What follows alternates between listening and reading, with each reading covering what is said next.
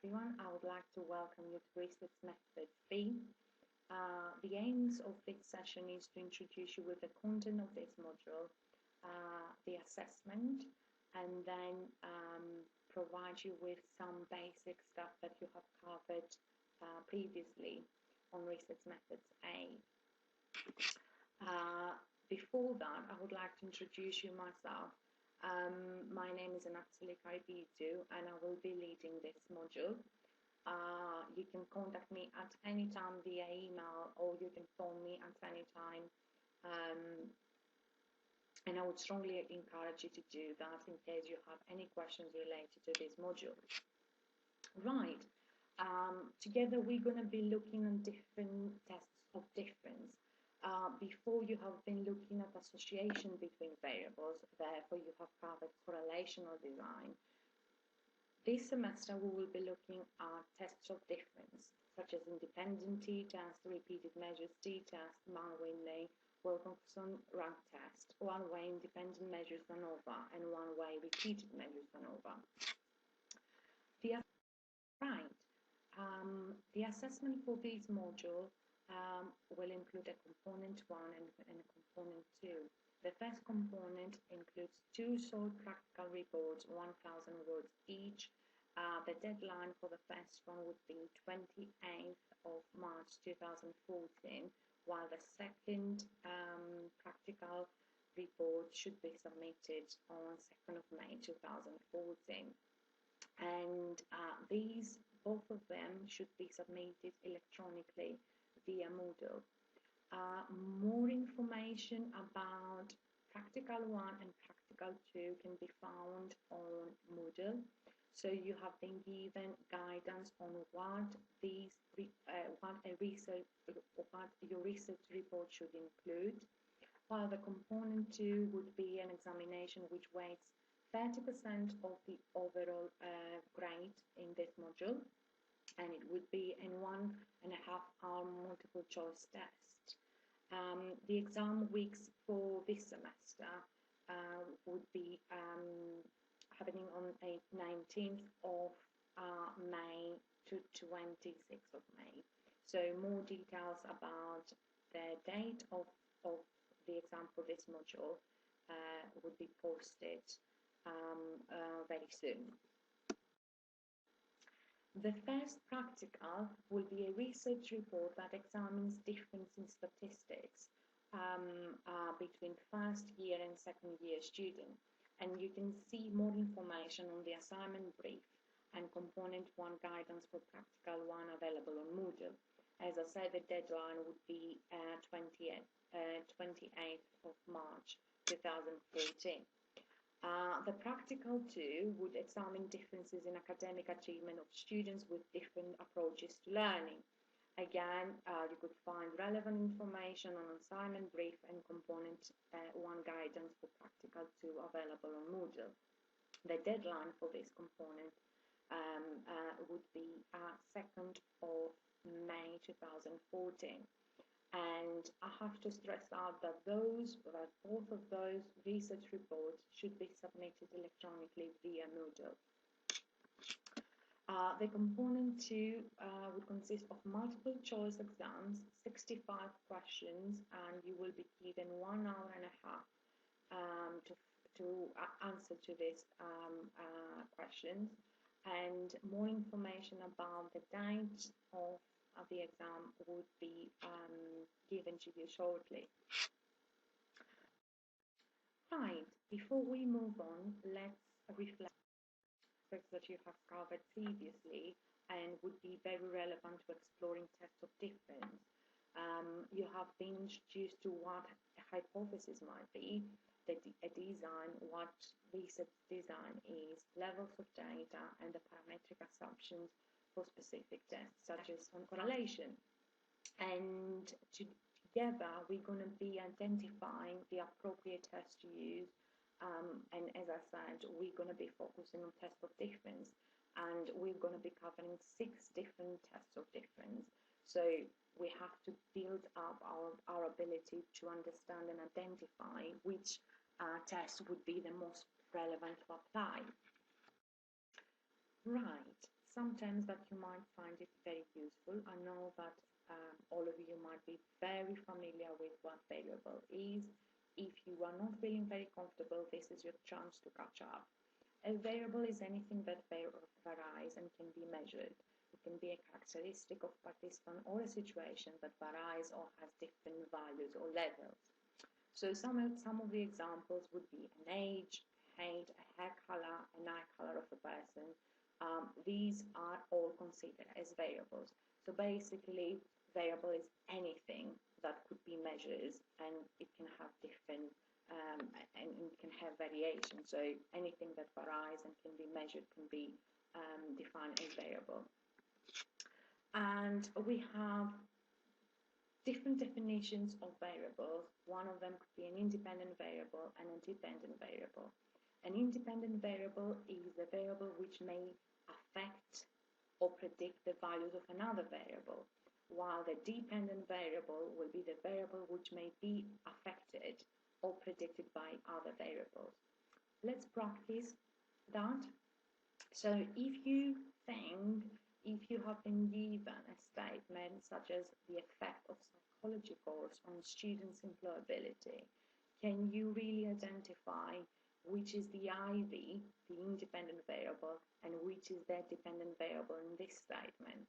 So think about the variable which may affect the values of the other variable. So our IV in this case would be the psychology course, because psychology course can have an effect on student employability, and the student employability would be our dependent variable, which is the variable that can be affected. So let's move to hypothesis. What is a hypothesis? Hypothesis is a statement expressing the expected or predicted relationship or difference between two or more variables. So hypothesis is a prediction of what you as a researcher expect that will happen in your study, and it may look at relationship or differences or associations between variables. So an example could be given such as smoking will be associated with higher levels of stress. So that hypothesis is looking at associations, and it states that smoking will be associated with increased level of stress. The more you smoke, the more stressed you will be. So this hypothesis is looking at associations. This has been covered previously on research methods I. Together we're going to be looking at differences. So differences could be men will report significantly different than women on perceived level of stress.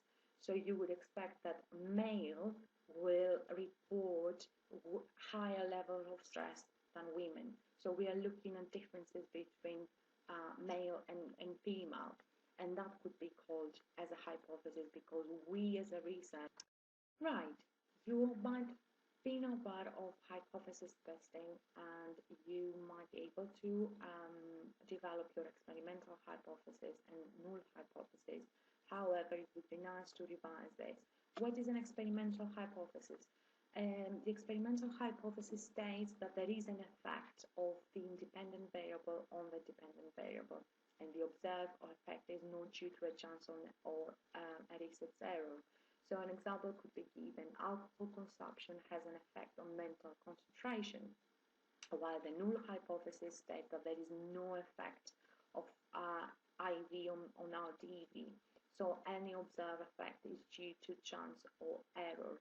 So alcohol consumption does not affect mental concentration, and these are essential in any type of research. So therefore, in our quantitative approach, we should be able to develop our experimental and null hypothesis, and it will be required for you to develop your experimental hypothesis for your practical 1 and practical 2, and being able to run the analysis, and at the end of your discussion, state whether you accept or reject your null hypothesis.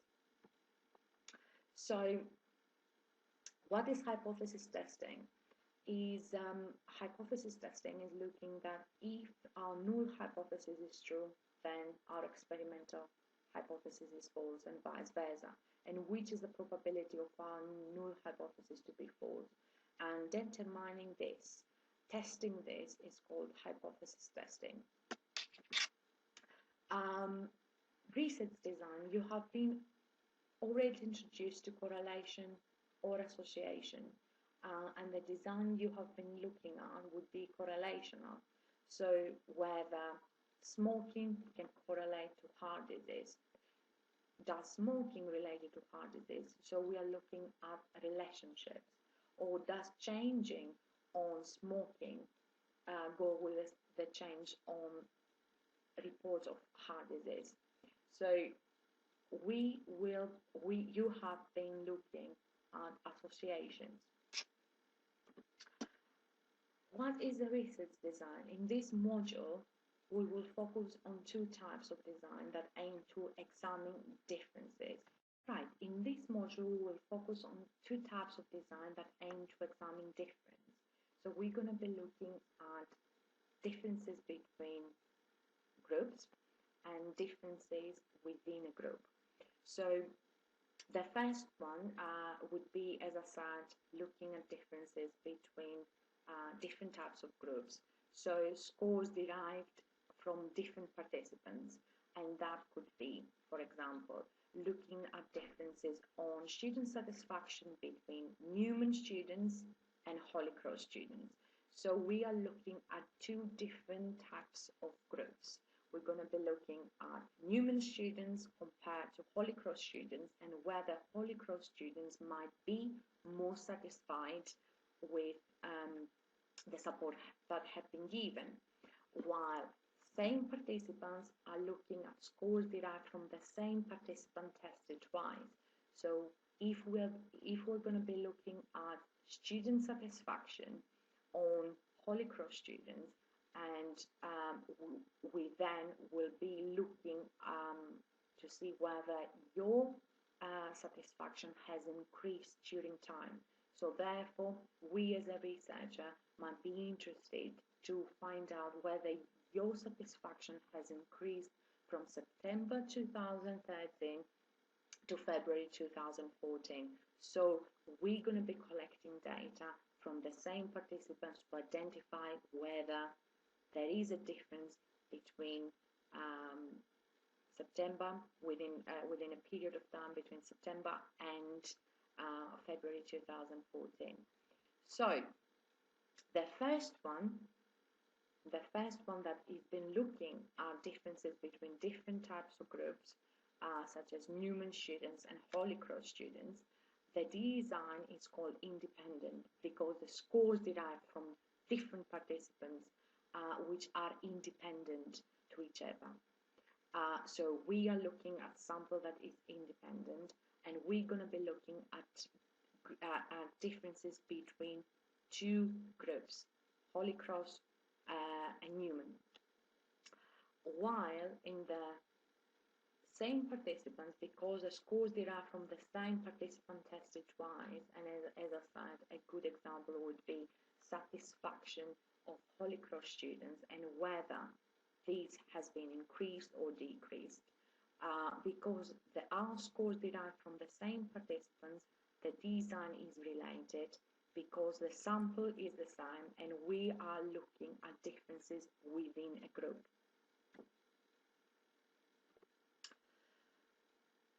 You have been already introduced to types of data, and you have been right. I know that most of you are going to be aware of types of data because this has been covered in our research methods eye, but it will be nice to catch up because the types of data will determine our choice of the appropriate statistical test. So let's carry on with different types of data, and then we will have a discussion about how these types of data will have an impact on our decision of the appropriate statistical test. that is relevant to our research design. Nominal data. Nominal data is the categorical data. So you as a researcher, if you're interested to add gender in your research design, in your research report, in your research aim, then gender would be clustered under nominal data. So because there is a male and a female, so we cluster these data under certain categories. Ordinal data is when scores are placed in an order from the smallest to the larger. So a good example could be in a Grand Prix, drivers will be ranked according to where they finished, first, second, third. So it is more about ranking our scores. Interval is the most relevant to social research, and interval data is used in surveys where you can identify differences in the answers of respondents.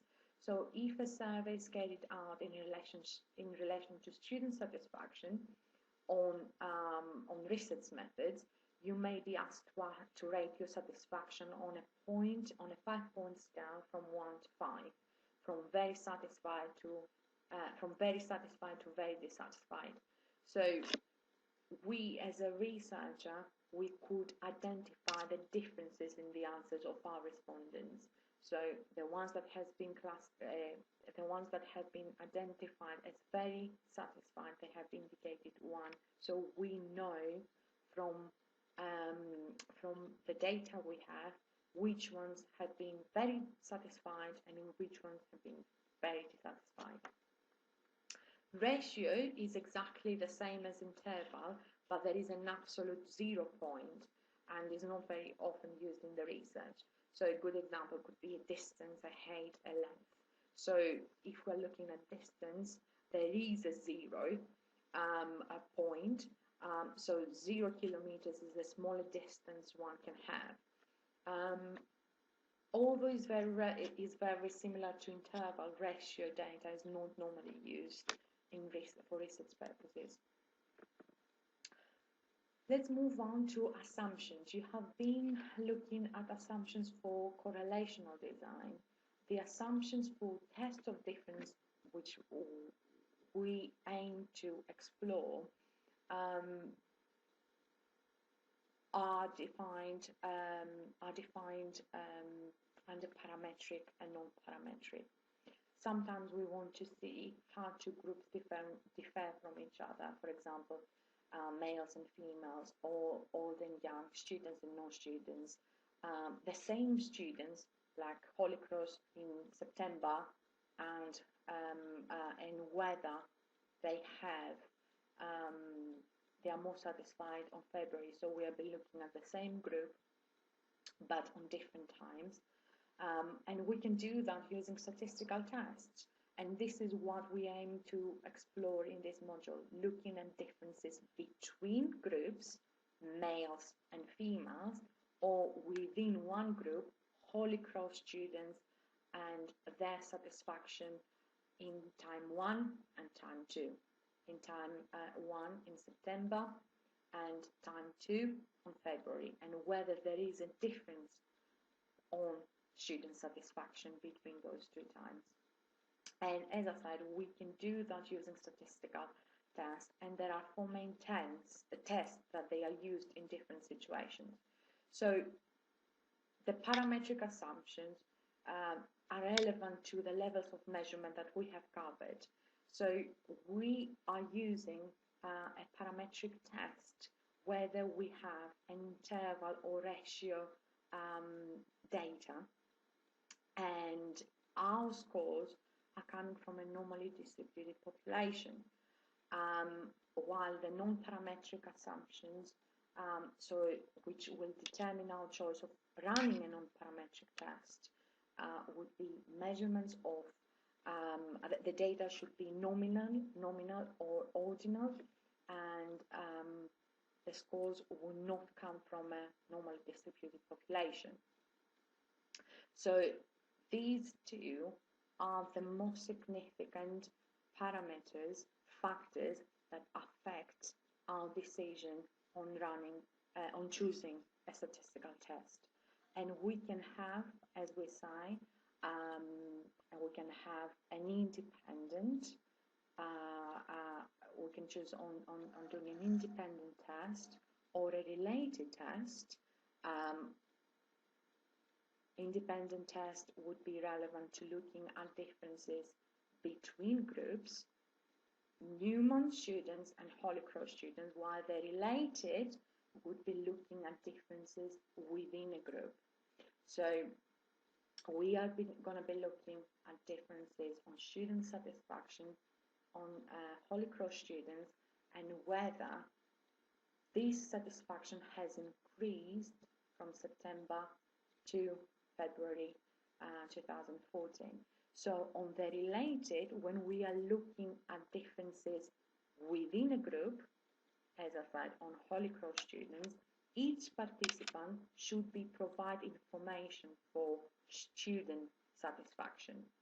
And these this information, these data should be compared between time 1 and time 2 to identify whether there is a difference on student satisfaction within this group, while the independent would be looking at differences that they between groups that they are independent of one another, and one cannot. Right, here you have a very good diagram on helping you out to which test is the most appropriate to choose. And this is a decision chart for analyzing experimental data with two conditions. The first thing we have to be looking at is what type of design do we have? Are we focusing on differences within a group, or are we looking at differences between two different types of groups? So in case we are looking at differences within a group, remember the example that has been given to you. We are looking at differences on student satisfaction on Holy Cross students and whether this has been increased or decreased between September 2013 to February 2014.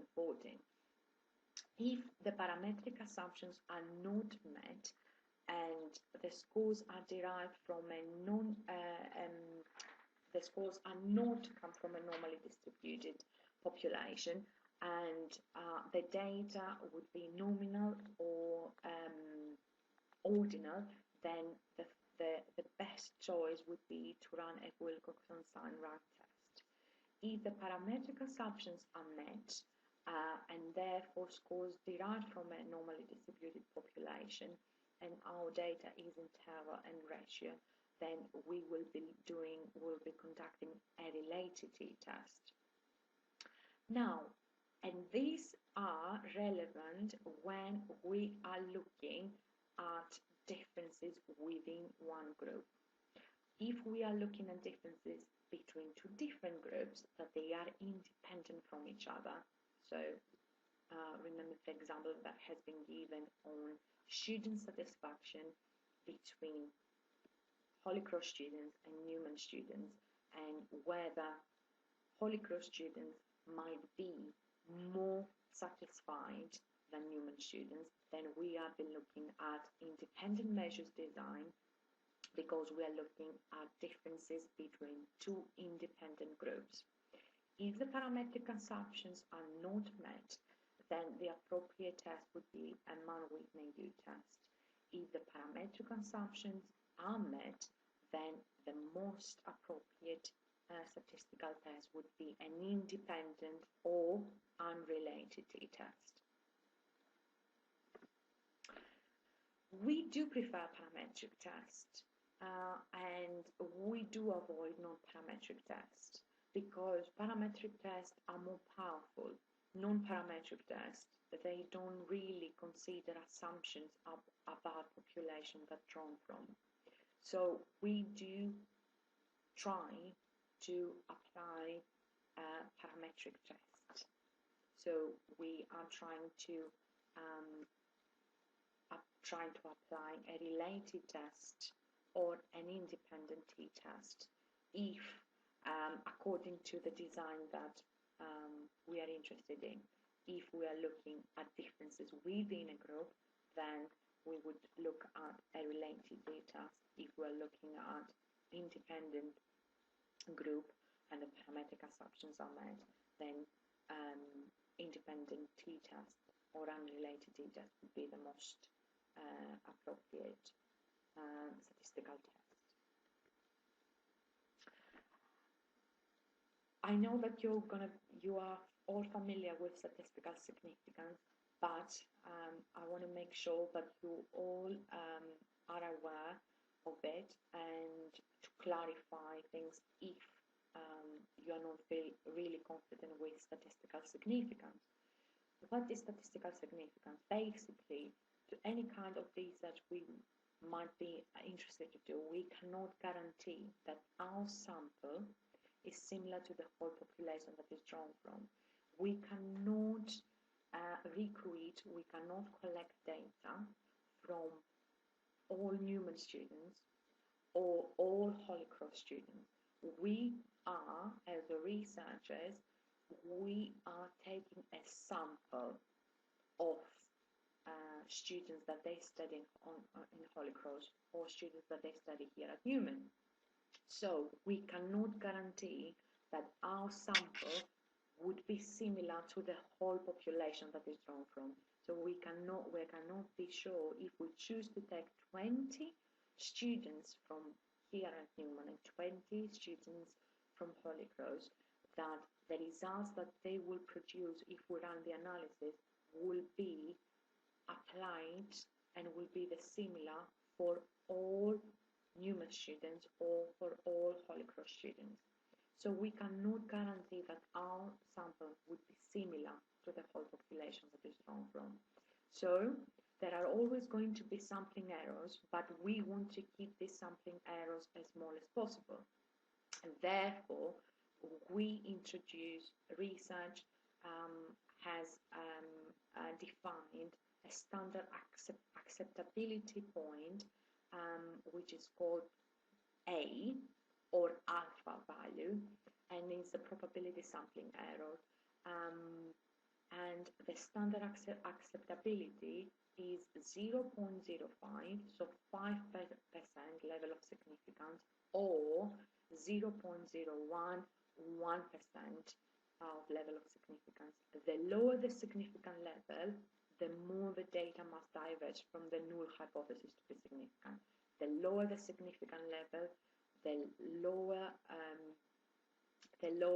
possibility will be to have errors, to report errors in our research. So, to test a hypothesis, when we are testing a hypothesis, there are two potential errors that can be occurred. Type 1 error and type 2 error. Type 1 error is when our null hypothesis is true, and however we conclude that there is a difference, so we reject the null hypothesis. So when our null hypothesis is true but we reject our null hypothesis, that is a type 1 error. These will be determined by the significant levels. That's why we have that standard acceptability to be able to reduce type 1 errors. Type 2 error is when we retaining the null hypothesis when in fact our null hypothesis is false. So that would be called, this is defined as a type 2 error. So we conclude that there isn't a differences between those two groups. We conclude that, however, there is a real difference between those two groups that we are interested in. So when we retain the null hypothesis, when in fact this is false, then this is defined as a type 2 error. Type 1 error could be determined by alpha value. So p-value must have a 5% or less chance of being wrong. So type 1 error could be determined by the p-value, by the levels of significance, while type 2 error could be determined by power level, the power to correctly identify things, the ability of tests to reject a null hypothesis when indeed the null hypothesis is false. And these could depend on many various reasons. It could depend on the sample size or sampling technique, normality of distribution, homogeneity of variance. Do not worry about all those terminologies. We're going to be looking at those extensively later on this module to be able to reduce type 2 error. So we're going to be looking at homogeneity of variance. We're going to be looking at normality of distribution to be able to eliminate type 2 errors. Right, this is the end of our lecture today. To summarize, we have been looking at the content of this module, and we have been looking very briefly on the 6 different tests that we will be covering together. Then we moved on to the assessment for this module, and I would like you to contact me regarding this. But before you do that, please make sure you see all the relevant information available in module, and that will include the assignment brief for this module, as well as the assessment guidance for both practicals. Then we have revised some of the terminology that you are familiar with, such as hypotheses, variables, null hypothesis, experimental hypothesis, one-tailed, two-tailed hypothesis, different types of design. I know you have covered correlational design, but now you have been introduced to different types of research designs, which we will explain and explore these further. So we have been looking at repeated measures and independent. We have been looking at differences within one group, and that would be a repeated measures design. And we have been looking at differences between 2 different types of groups, such as Newman and Holy Cross students. And that would be an independent measures design. And then we have been looking at parametric and non-parametric assumptions for tests of difference, and then which are very relevant to the levels of data that is available to us as a researchers, but also whether our scores coming from a normally distributed population, and these have an effect on they determine our choice of appropriate statistical test. So revise all those terminologies and get back to me if you have any questions. I'm happy to gain some feedback from this first session, and I hope you find this helpful. Bye now. Look into Moodle Paint for 8C426. Then you could look at ebooks that they are available via library, but also the most important thing is that you could get information about the assessment for this module. So if you click on the first files, you could see the assignment briefs, which they explain the component 1 and the component 2 of this module. And these are the assignment briefs which you can find very relevant information about the assessment of this module. So if you could see next on component 1, and if you click on practical 1 guidance, then that would give you information about your research report, the first research report for this module. So the word length is 1,000 words maximum, and this report was 35% of the module, and the submission date is 18th of March 2014. So in this component, you are expected to report a study that aims to examine differences in statistics self-efficacy between first year and second year students. And you should be able to present a report which should have the following sections: a title, abstract, introduction, methodology, results, discussion, and references. So in each section, I give you details of what needs to be included. So you need to develop your own title that is relevant to your research aims, and abstract should follow after the title, which it should be approximately 8 to 100 words, and this section is straight after the title.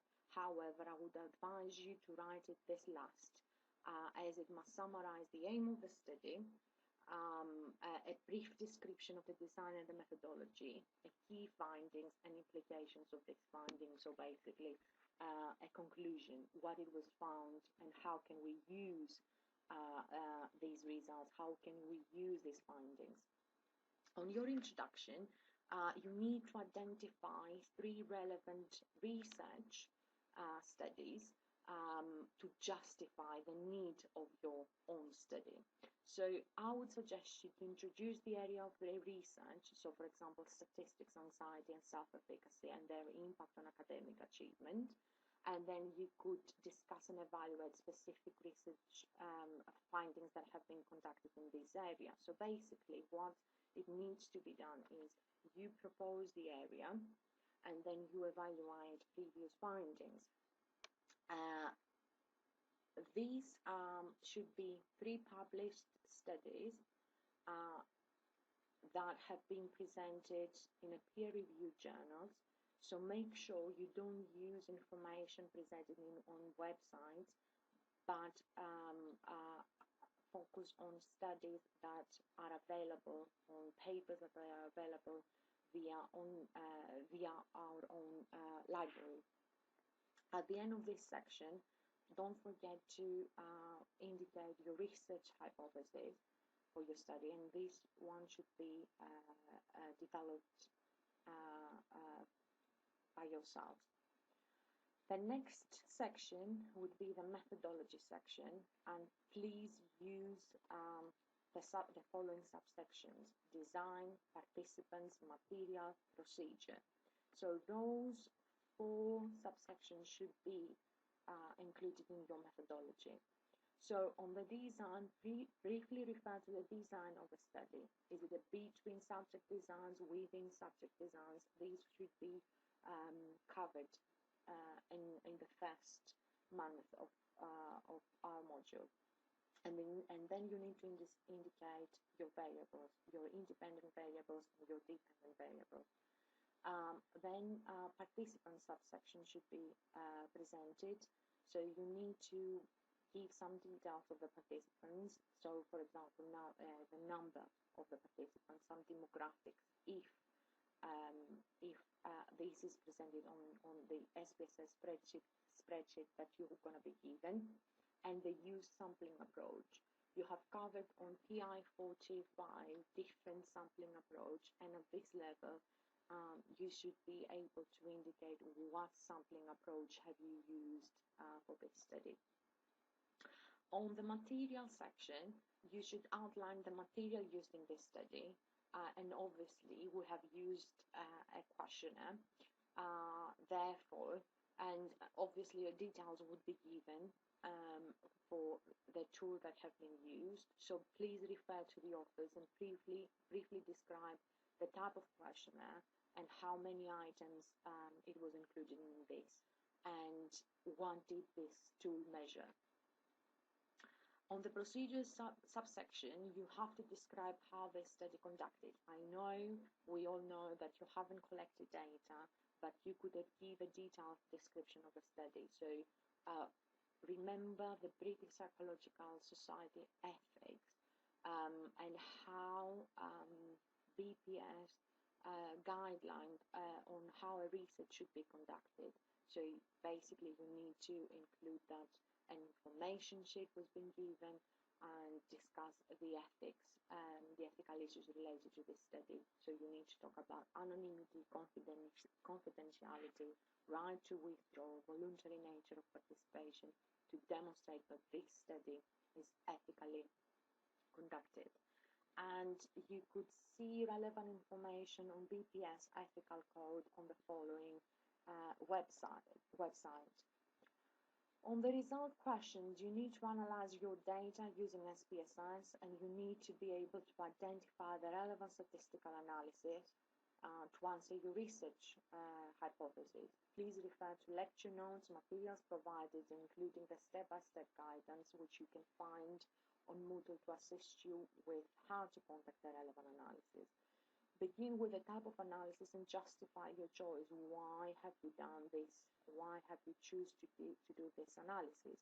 In general, this question should be split into descriptives. So basically, you need to provide the mean and standard deviations, and then present tables that justify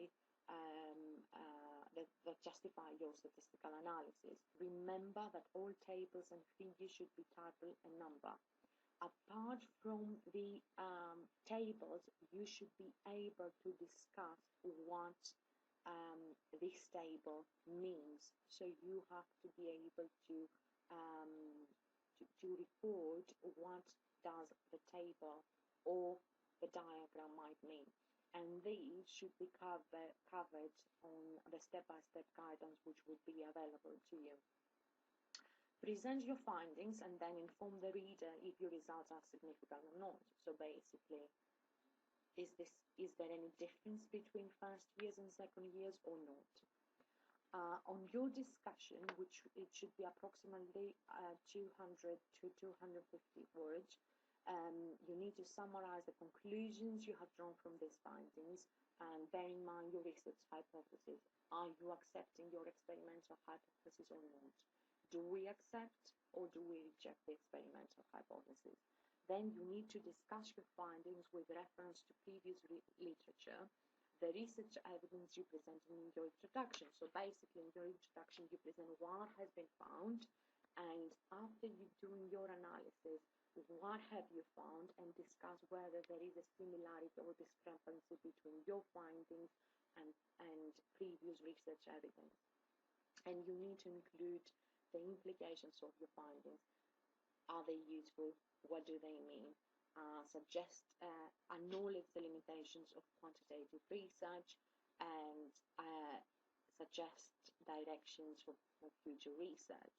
So all these should be included in your discussion section. References. References is very relevant to any academic piece of work. So you need to provide a full reference list that matches the sources cited in the body of your report. Your reference list should be presented in alphabetical order and referenced correctly using Newman referencing style. So if you're not feeling confident about how to reference a source that you have used, I would suggest you to get familiar with Newman guidelines, and you could find relevant information on the following on this website. And I'm giving you some additional notes for ITAB. As I have already indicated, you are expected to obtain literature for your introduction and discussion from journal articles. Therefore, it is important to conduct journal searches using online databases.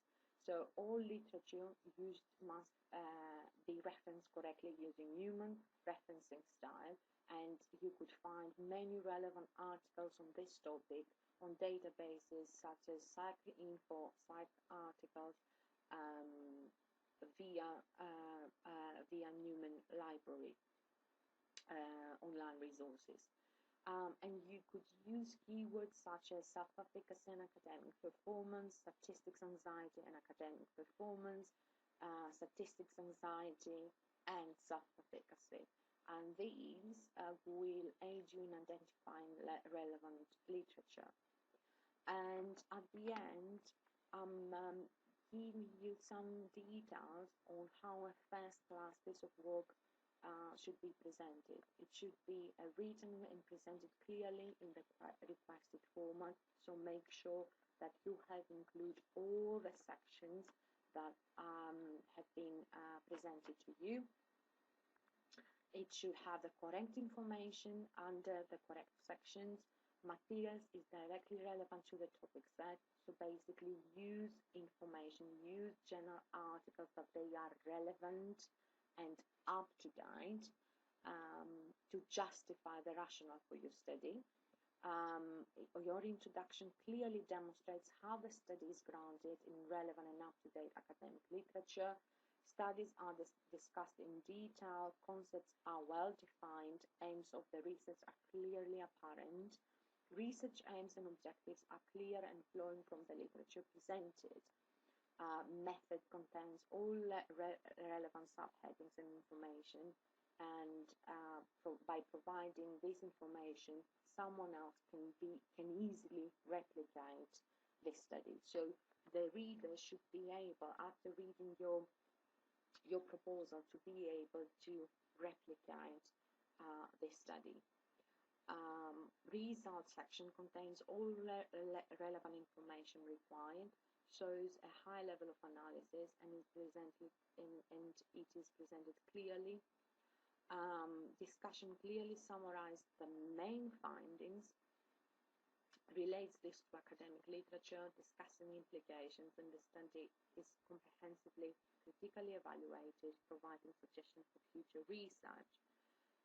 The work is correctly referenced in text, so make sure you use the right way of citations, and then again you could find relevant information on library website. Obviously you use a Newman referencing style, and again the website here would be very helpful in case you don't feel very confident on referencing and citation. Right, if we could go to practical 2, you would find exactly the same information. However, make sure that the submission date is obviously different. So the submission date is again is 2nd of May 2014, and again you need to include all the relevant information under the relevant section. So you need, in the title, again, you need to develop your own title that is relevant to your own research. You need to provide an abstract, a summary of your study, introduction. You need to present previous research findings that they are relevant to the aims of your study. Again, 3 published studies should be presented in your introduction, and their findings should be discussed. Your method should use again the methodology should use different subsections such as design, participants, materials, and procedure. You need to indicate again which is your research design and which is your independent variables or your dependent variables. Participants, you need to give some information about the participants, the materials, and the procedure. In the first practical report, you're going to be given the data, so you don't have to worry about data collection. In the second practical, you need to collect some data and set your findings to Chris Hinton. This should be done by 14th of March. We're going to be giving you a questionnaire. The questionnaire will be available to you along with information sheet following VPS ethical guidelines. and you will be required to collect data from 4 participants. These participants should be Holy Cross students. You shouldn't be collecting data from anyone apart from Holy Cross students. So I need to clarify this because the ethical approval for this study reflects only to Holy Cross students. You're going to be given a questionnaire from about learning approaches, and you're going to be asking participants to indicate which is the best learning approach and how do they use that in their academic practice. And you're going to be asking your participants to indicate the average mean, the average grade that have achieved in the first semester of this academic year. So basically, you're going to be asking people about the overall grade that have received in the first semester of this academic year. Then you're going to be sending these to Chris Hinton, and more information about the procedure could be found on assignment brief that is available on Moodle. And you need to send these details to Chris Hinton. After that, I will collate all the findings, and the data will be available to you by 17th of March. So from 17th of March, you could start working on your next practical report, where the deadline is on 2nd of May. Your results section, you need to analyze obviously data using SPSS and justify the statistical analysis for this study.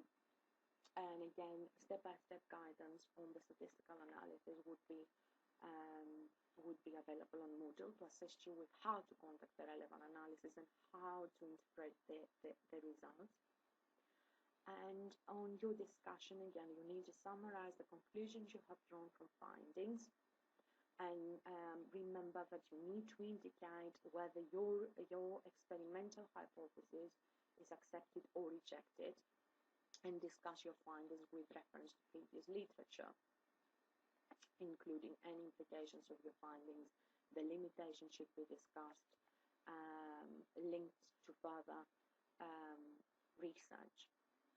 Again, references list, be careful of references list, because it's a critical step for good academic practice.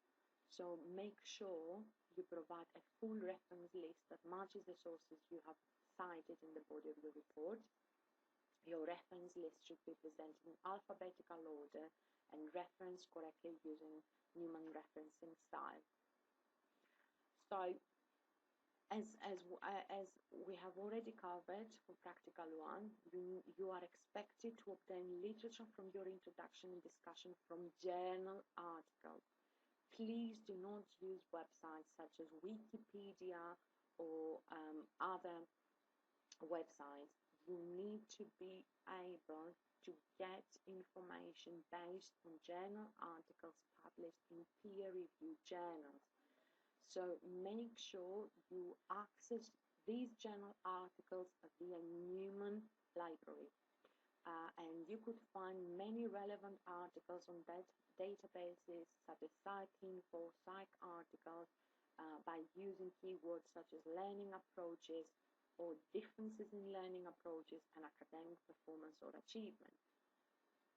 Again, I'm giving you some details of how a first-class piece of work should be defined, and this is similar to information presented for Practical 1. As I said, for Practical 2, you will be required to collect your own data. However, more information would be available to you by beginning of March, so you could download the information sheet and the questionnaire from Moodle and collect your own data and send us your data by 14th of March. These should be sent to Chris Hinton. More information about this and a reminder will be posted at the end of February. Some very important websites that you could find very many relevant information is the PPS Ethics and Conduct, which you could find out the ethical guidelines for conducting a research relevant to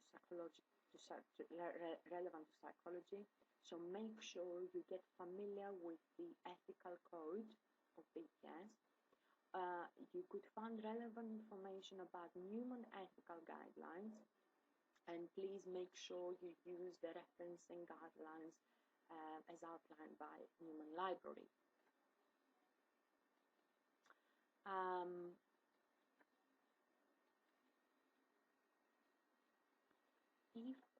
If we could go back to the Moodle page,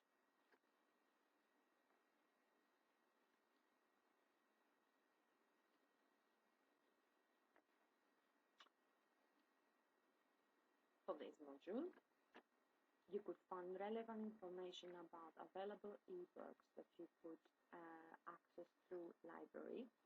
As I said, get familiar with the assignment briefs. The first one gives you details about component 1 and component 2. Component 1, I mean the practical report 1 and 2, which we have discussed today. And the second one is about is related to information about the exams for this module. The exams, as I already discussed in the first lecture, would be 65 questions, 65 multiple choice questions, and more information about the type of questions will be given to you at the end of this module on the revision brief. You could find the seminar task for this module available on Moodle. It's something that you might have covered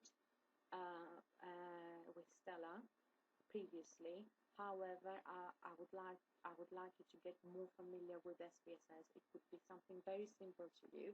However, it would be nice if we could start thinking about the scripts and frequencies.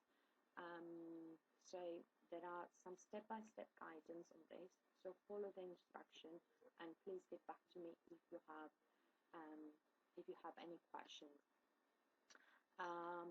And some useful material that you can consider is about selecting the correct test. So it's a nice diagram indicating statistical analysis and which is the best choice according to your research hypothesis. And some additional resources to support your learning of content using Polikan's book, an explanation of power. So these are things that you could consider for this week, and please get back to me if you have more questions.